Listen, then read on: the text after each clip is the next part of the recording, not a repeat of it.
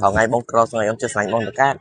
Ông chơi ngoài sẵn hang đâu sẵn cái steel à Ngày bông steel. Mà tay các bạn bông việt khao gì chắc đang bông steel đây.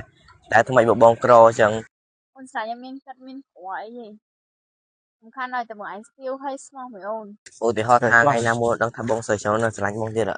tụi ngoài sấy chán của ôn nó ta sẵn nè tụi ngoài steel Đã ôn nói chi mà tôi đã lên mà. Tại chỉ hơi đốt lướt lên rồi. Nghe phòng ta mới chạp đó có. Chỉ thay mấy steel à. Rồi mà muốn mua pin à, ở trong xã đúc trẻ ngóng mà, tự dưng steel cặp thử vô mà. Đi không sao được chứ đâu.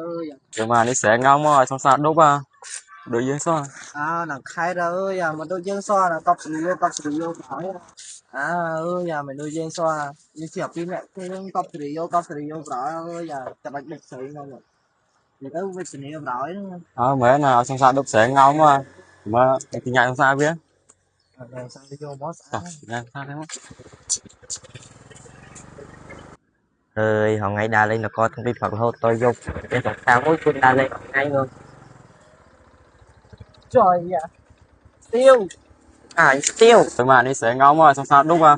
Nhớ song sai đúc với mày chẳng ấy đi còn cây muối keo song sai đúc chẳng ấy cô thế được quá nha ơi chim tôi là pin cặp sử vô cái nằm Mấy nó sẽ ngóng mà.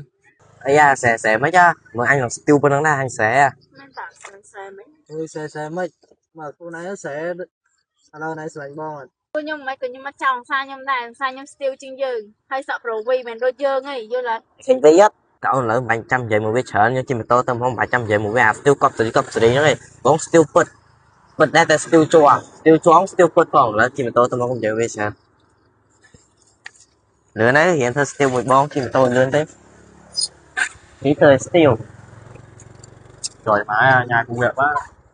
một câu chờ rồi ôi mắt cái chơi mà Tại em chim tốt thế.